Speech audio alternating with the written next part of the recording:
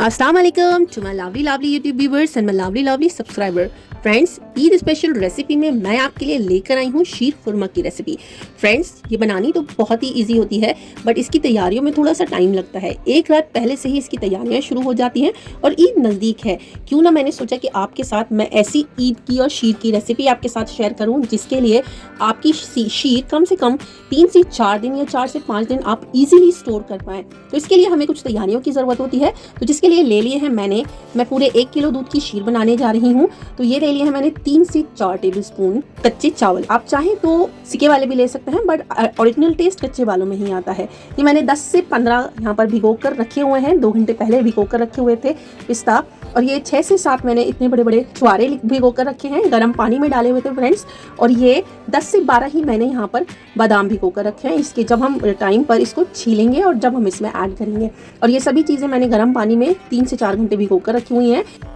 तो फ्रेंड्स, मैंने ले ली है कढ़ाई और उसमें डाल दिया 1 टेबलस्पून घी और आधा कप करीब मैंने डाला है यहाँ पर बारीक वाले जवे। अगर आप चाहें तो बारीक वाली सेवइयाँ भी ले सकते हैं। मेरे पास अवेलेबल नहीं थी, इसीलिए मैंने जवे लिए हैं।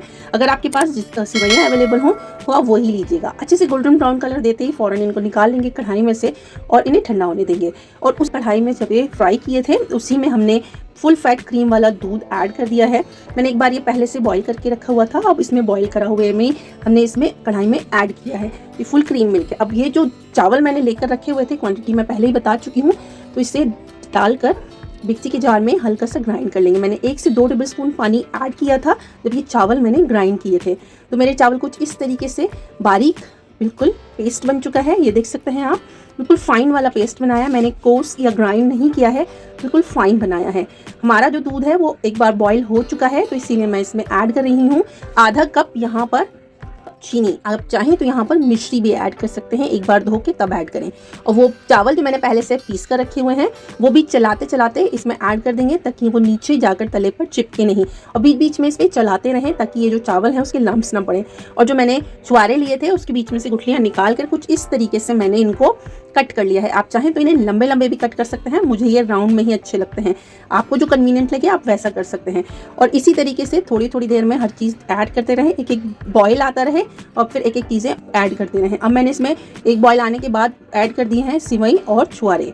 ये जो अच्छे से बॉईल आ रहा है, आप देख सकते हैं हमारा दूध जो है अच्छे से बॉईल हो रहा है। अब पकते पकते हमारा दूध जो है इस तरीके से हो चुका है। तो इसमें मैंने थोड़ा सा 1 इंच का मैंने गोला काट के डाला है। ये जो बादाम मैंने पहले आपको मेंशन किए थे वही छील कर और चॉप करके ऐड किए हैं यहाँ पर। और ये जो मैंने पिस्ता वहाँ पर मेंशन किया था, थोड़ा सा मैंने बाद में गार्निशिंग के लिए बचाया, बाकी सब इसमें ऐड कर दिया है। सो फ्रेंड्स, इसको सभी को डालकर पहले एक बार अच्छे से चला लेंगे। आप देख सकते हैं थिकनेस कितनी बेहतरीन हो रही है, क्योंकि हमने फुल फैट क्रीम वाला दूध लिया था, इसमें पानी बिल्कुल भी नहीं मिलाया है। और देख सकते हैं आप कितना बढ़िया से हमारी जो हमने सेवइयाँ डाली हुई हैं ये अच्छे से अब पक चुकी हैं। 15 से 20 मैंने यहाँ पर किशमिश ऐड की है। किशमिश अगर आप ईद की सेवइयाँ बना रहे हैं तो किशमिश यहाँ इस स्टेज पर ऐड मत कीजिएगा, मेरी पर्सनल टिप्स है, क्योंकि इससे हमारी जो शीर है वो ख़राब हो जाती है। आपको अगर इसमें किशमिश डालनी है तो जब सर्विंग के टाइम पर ऐड कीजिएगा, ठीक है। और ये ले लिया मैंने 100 ग्राम मावा, ये इसमें ऐड कर दिया। और इसको डालने पर हमने इससे पहले अच्छे से पका लेना है, कच्चा बिल्कुल नहीं छोड़ना। अगर हमने इसको बिल्कुल पीक पॉइंट तक नहीं पकाया तो हमारी शीर जो है ईद वाली शीर ख़राब हो सकती है।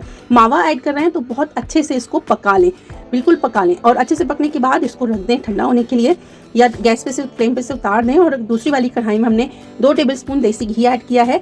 और इस तरीके से टूटी हुई हमने इलायचियाँ ऐड की हैं 3।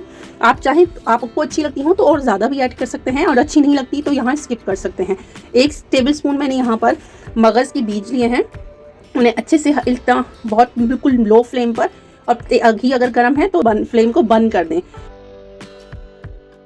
1 कटोरी मैंने यहाँ पर मखाने लिए हैं, उन्हें भी अच्छे से गोल्डन ब्राउन कलर का सा फ्राई होने तक इन्हें अच्छे से भून लेंगे। और फिर जब अच्छे से सभी चीज़ें भून जाएं तो इसमें शीर में ऐड कर देंगे, यानी कि ये हो गया हमारी शीर खुरमे का तड़का। तो आप देख सकते हैं कितना बेहतरीन और ऑथेंटिक वाला जो शीर खुरमा ट्रेडिशनली टाइम में बनता है वो बनकर तैयार है।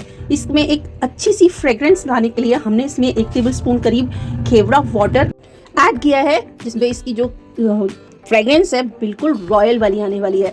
ये ईद का शीर खुरमा है फ्रेंड्स, तो ट्रेडिशनली तरीके से ही बनना चाहिए। ऐसा बनना चाहिए कि लोगों के मुंह में पानी आ जाए इसको देखते ही, जी कर एक कटोरी उठाएं और चम्मच उठाएं और एक कटोरी तो बिल्कुल ही खाएं। फ्रेंड्स, अगर मेरी ये रेसिपी आपको अच्छी लगी है तो और इसको और भी ज़्यादा ऑथेंटिक करने के लिए मैंने इसको गार्निश किया है पिस्ता, बादाम, काजू और ये रोज़ की लीव से। सो फ्रेंड्स, अगर मेरी रेसिपी अच्छी लगी हो तो अपनी फैमिली के साथ शेयर करें, और रेसिपी अच्छी लगी हो तो लाइक, शेयर एंड कमेंट ज़रूर करें। चैनल को सब्सक्राइब करना ना भूलें। मिलते हैं अगली किसी इंटरेस्टिंग सी रेसिपी के साथ। तब तक के लिए अल्लाह हाफिज़, शब खैर, रखिएगा अपना और अपने अपनों का ख्याल। अल्लाह हाफिज़ फ्रेंड।